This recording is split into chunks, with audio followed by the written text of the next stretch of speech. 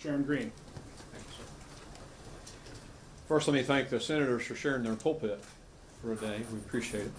And I want to thank each of you for being here. The American people need to know about all of this. And I appreciate you communicating it to them.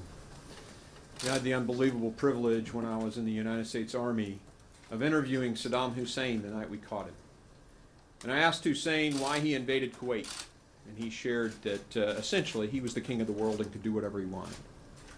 And the thought struck me at that moment, that old adage that says, absolute power corrupts absolutely. When you concentrate power into the hands of, in this case, one man, you get tyranny every time. Our founders were brilliant. Following the philosophy of Montesquieu, they spread power out between three separate branches of government, each with their own responsibilities, separate from the other. And our responsibility was to write the law. And the executive branch was to execute the law. Not to pick and choose which ones they wanted to, but to execute the laws. The Immigration and Nationality Act is clear, shall detain.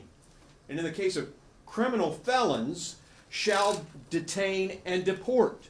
The law says it. Nowhere does the law say to a district attorney, you shall capture every murderer, but in the case of this law, it says you shall detain everyone. Mr. Mayorkas has worked to create policies intentionally to subvert those laws, totally disregarding this co-equal branch of government. I took the oath to the Constitution for the first time at 17 on the plain at West Point. That Constitution means something to me.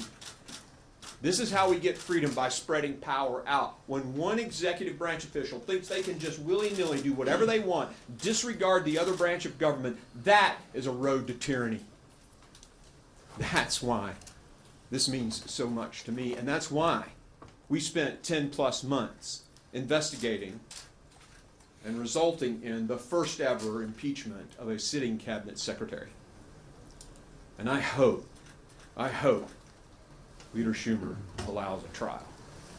Again, thank you for the opportunity to come and share. And I'll be followed by my colleague, Mr. McCall from Texas.